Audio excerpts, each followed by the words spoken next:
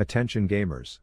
A few months ago I found myself considering a break from the oh-so-wonderful game of League of Legends and everything it brings, the amazing game balance, the community full of professional coaches always willing to help, the wholesome moments of teamwork and all the other rewarding systems that this game brings. But despite all the amazing perks, I took my talents to the south beaches of Azeroth to try my hand at making WoW content, which turned out to be the most incredible 2 months with the best community, an amazing story, and a transition from an abusive relationship to an immersive world that I'll never forget. And so when I saw the one who gave birth to me into WoW, who is this Rav guy? My WoW dad, my father, my Papa Soda, who was contemplating the change but in reverse order and willingly submitting himself to this torture simulator of a game, I warned him the best way I could. I'm so sorry for what you're about to experience, Rav the Avatar. And I say this out of love because when a new player queues ranked and says this, ranked, not sure what to expect, I know exactly what he should expect.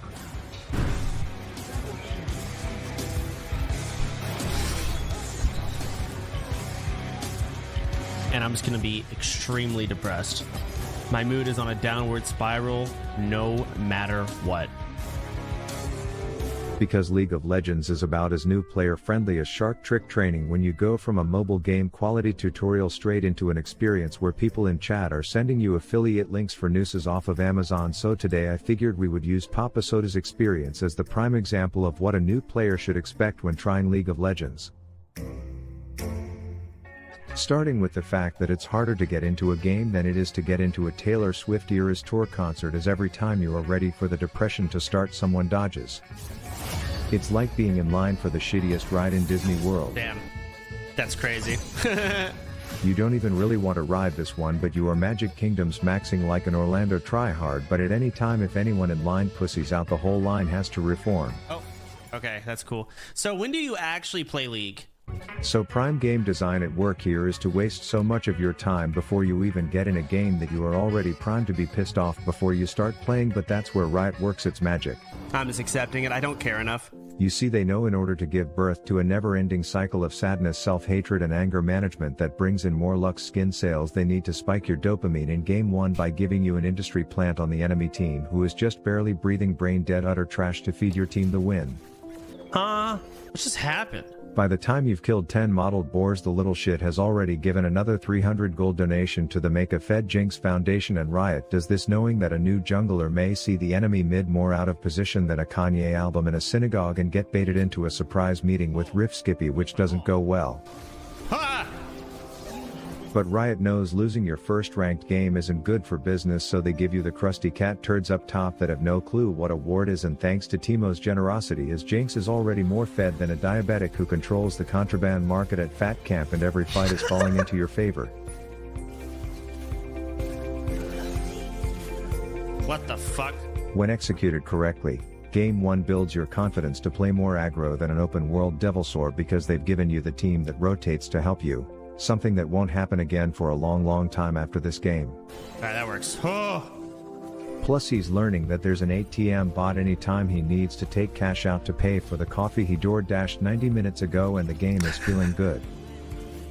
He can get Drake at any time, but he prefers to go with Kendrick, and after being handed a team diff in Game 1 aka the gateway drug into a crippling addiction, you can actually hear some semblance of joy in his voice. I saw that! As he gets to experience the taste of that sweet LP. That was a solid game. But it was all Riot's plan to get him to do one thing. Let's go again. And now that he's been reeled in, the true colors of ranked will start to show. Wait, why is my team like this? 2 unranked and 1 gold and 2 silvers? They just have 4 golds. What is this? In the literal next game, he is given the team of people so dense that light bends around them, as you can see the immediate absence in decision making that will be present, behavior that in League will peer pressure a new player into joining the dumb shit festival that's going on. Riot's matchmaking goes from giving you a Teemo who doesn't know what a keyboard is to jungling against a Smurf in his 25th unranked to Challenger Climb series. Yeah, Kane really did kind of be doing this kind of shit. Damn, he fucked my whole shebang. The fairy tale of having a rotating team during objectives is shattered as his mid is busy Uber eating some goddamn Purina one, and the second there's conflict a Shake O makes like a fart and blows that shithole. So needless to say, he won't be having a fed Jinx in this one because it's now the enemy ADC's turn to get fed for the next 16 games. Samira has a bounty. What is Samira? 2-0-2. Okay. The freedom to go willy-nilly aggressive bullshit that Game 1 conditioned him to think is safe is no longer the case, and he's getting to experience all the creative kits that champs in this game have to offer. What the fuck is this character? That champion is Senna. She's married to Lucian, who I got cancelled for calling Obama once. She's their support, and because bot lane is more one-sided than a Mobius strip, she now gets to leave lane, follow you around, and basically make sure you are having zero fun. And so by game 2 you get to experience what it's like to be on the losing side of a game that's designed to snowball, no pun intended, so out of control that it will only start to feel worse as the game goes on. My Q! What was I stunned by?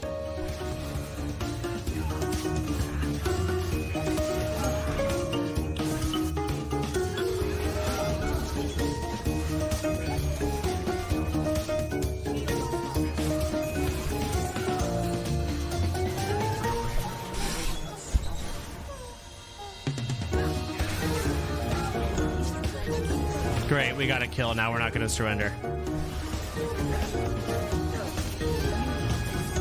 So do I just like AFK in the base or something? I feel like as soon as I leave, I die.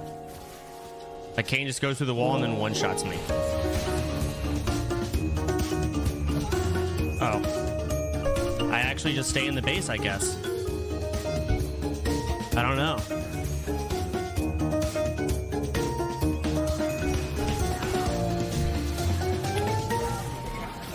So after the first real shot of Rift reality in game 2, your mind will be telling you this. Terrible. Absolutely fucking suck. While your body is already auto-queuing another one. He picks the champ that just inverted his asshole on repeat last game because it did look fun, but his experience wasn't quite as climactic.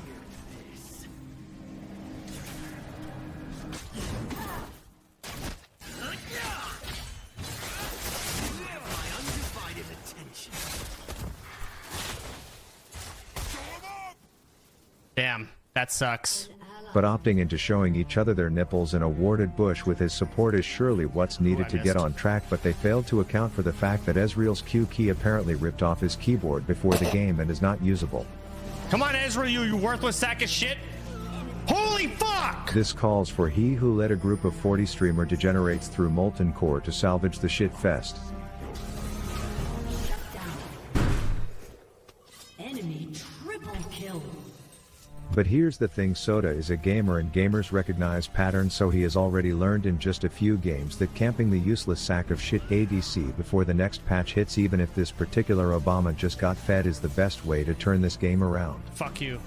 And it's true when your support has more CCs than a spam chain email and the enemy is purposely designed to suck more dick than a young career ambitious Riley Reid. Until 25 minutes into the game, it's really a no-brainer to rent a summer property down south and visit often.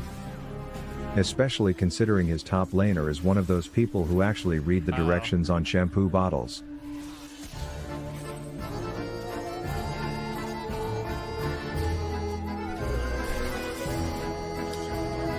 Axe throw.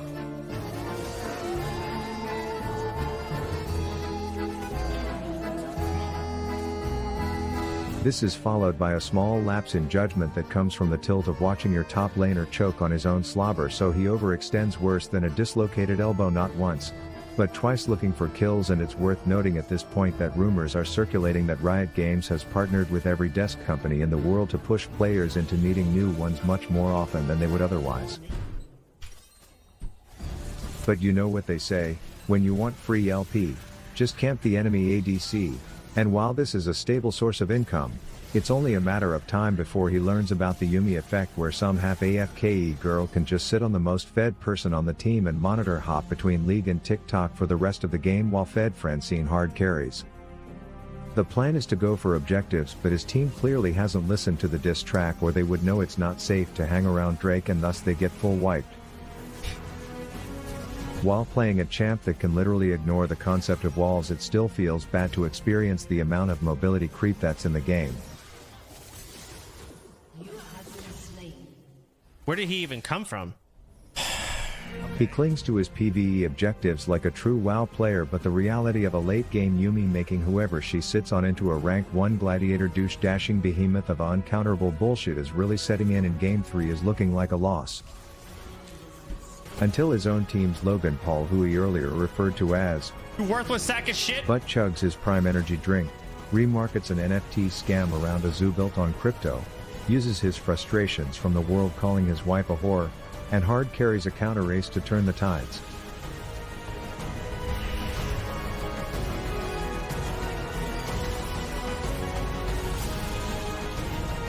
Now what?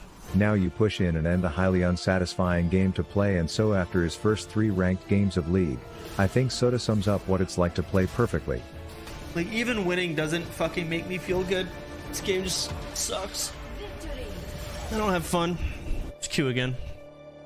Rav out.